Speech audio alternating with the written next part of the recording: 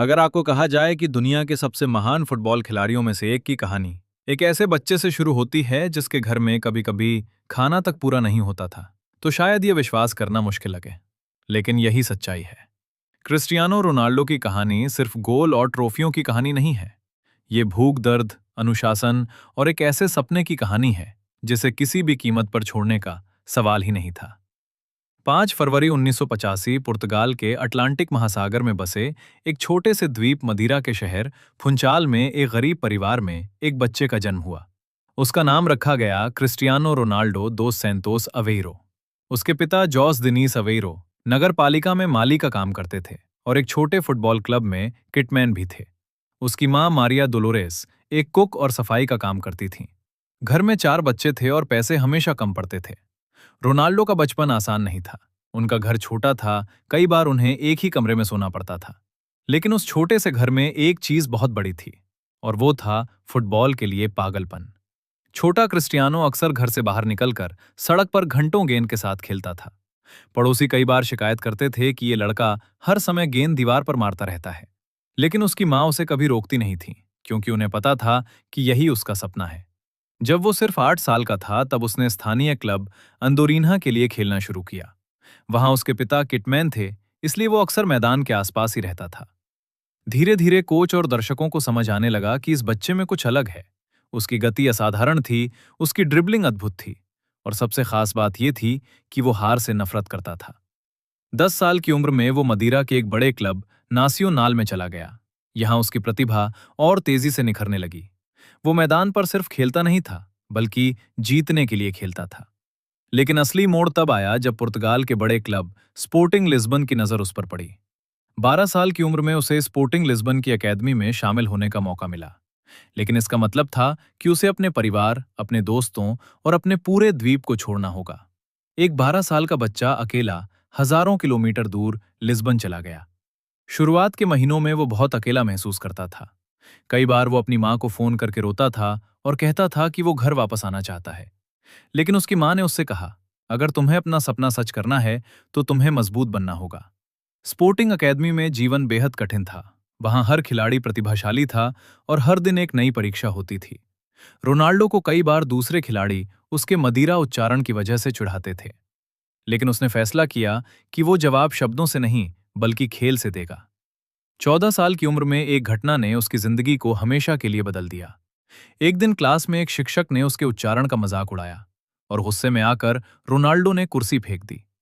इस घटना के बाद उसे स्कूल से निकाल दिया गया।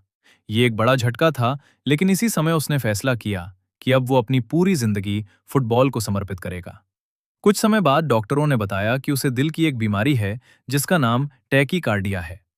इसका मतलब था कि उसका दिल सामान्य से ज्यादा तेजी से धड़कता है और इससे उसका करियर खत्म हो सकता था।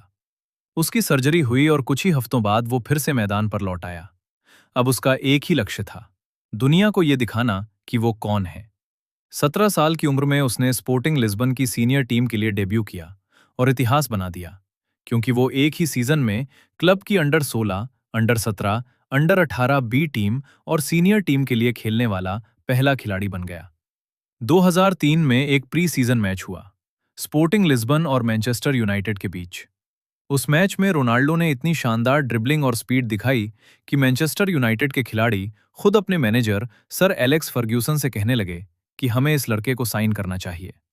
कुछ ही दिनों बाद 18 साल का रोनाल्डो इंग्लैंड पहुंच गया और मैनचेस्टर यूनाइटेड का खिलाड़ी बन गया। शुरुआत आसान नहीं थी। इंग्लैंड की फुटबॉल तेज और शारीरिक थी। कई लोग कहते थे कि ये लड़का सिर्फ ट्रिक्स करता है, लेकिन असरदार नहीं है। लेकिन रोनाल्डो ने आलोचनाओं को ईंधन बना लिया। वो सबसे पहले ट्रेनिंग ग्राउंड पहुंचता था और सबसे आखिर में निकलता था। उसने जिम में घंटों मेहनत की और अपने शरीर को पूरी तरह बदल दिया। धीरे धीरे वो टीम का सबसे खतरनाक खिलाड़ी बन गया। 2007 और 2008 में उसने गोल की बारिश कर दी। 2008 में उसने 42 गोल की और मैनचेस्टर यूनाइटेड को चैंपियंस लीग जिताई। उसी साल उसने अपना पहला बैलन डोर जीता और दुनिया के सर्वश्रेष्ठ खिलाड़ी के रूप में पहचाना गया। लेकिन उसकी भूख यहीं खत्म नहीं हुई। 2009 में उसने फुटबॉल इतिहास का सबसे महंगा ट्रांसफर किया और रियल मद्रिद में शामिल हो गया। 94 मिलियन यूरो की कीमत उस समय अविश्वसनीय थी और दुनिया की नजरें उस पर थीं। रियल मद्रिद में रोनाल्डो ने खुद को एक गोल मशीन में बदल दिया। उसने एक के बाद एक रिकॉर्ड तोड़ दिए। वो क्लब के इतिहास का सबसे ज्यादा गोल करने वाला खिलाड़ी बन गया। 2014 में उसने रियल मद्रिद को उनकी 10वीं चैंपियंस लीग ट्रॉफी दिलाई, जिसे ला देसिमा कहा जाता है। 2016 में उसने अपने देश पुर्तगाल को यूरो कप जिताने में अहम भूमिका निभाई। फाइनल में वो चोटिल होकर मैदान से बाहर चला गया, लेकिन साइडलाइन पर खड़े होकर वो अपने साथियों को लगातार प्रेरित करता रहा और आखिरकार पुर्तगाल चैंपियन बन गया। ये सिर्फ जीत नहीं थी, ये एक गरीब बच्चे के सपने की जीत थी।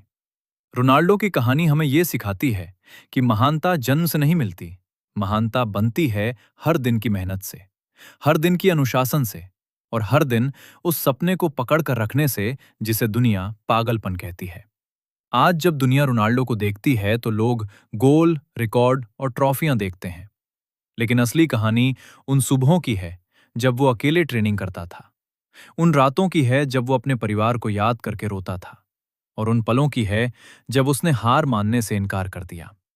मदिरा का वो छोटा लड़का जिसने कभी सड़क पर गेंद के साथ खेलना शुरू किया था, आज करोड़ों लोगों के लिए प्रेरणा बन चुका है और शायद यही असली महानता है।